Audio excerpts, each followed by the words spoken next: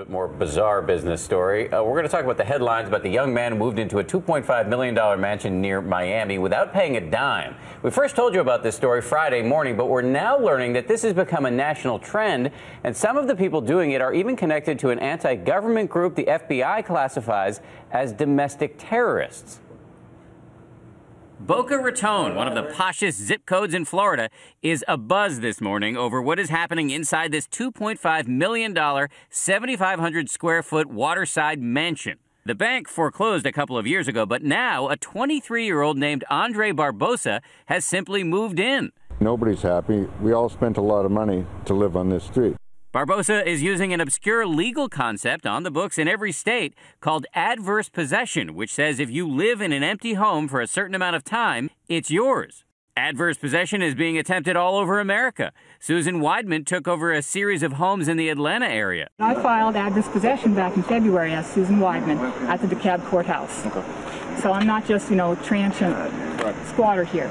This $3.3 million house near Raleigh, complete with an elevator, got caught up in this whole mess when Sean Pendergraft claimed he owned the house. It's not a scam. Everything we're doing is lawful. There have always been squatters, but the housing crisis has put the phenomenon on steroids.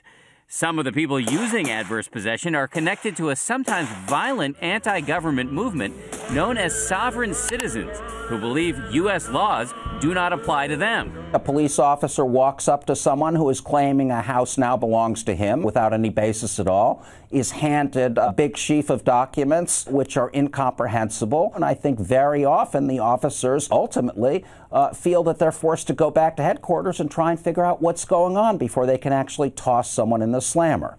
I met a young sovereign named Robert Peterson who moved into this foreclosed home in Idaho. They're the enemy. They're the enemy of anybody who wants to live free. One expert on sovereigns found evidence to suggest that Andre Barbosa, in that mansion in Boca Raton, is connected to a sovereign group called Divine Province, based on the language Barbosa used to justify moving into the mansion and the fact that his name is on the group's website.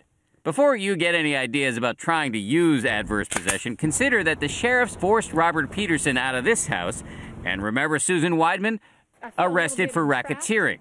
And Sean Pendergraft, also arrested for obtaining property by false pretense. All the legal arguments he may make or the documents he may file will all end up leading to the same conclusion, and that is that he gets kicked out because he has no legal right to be there.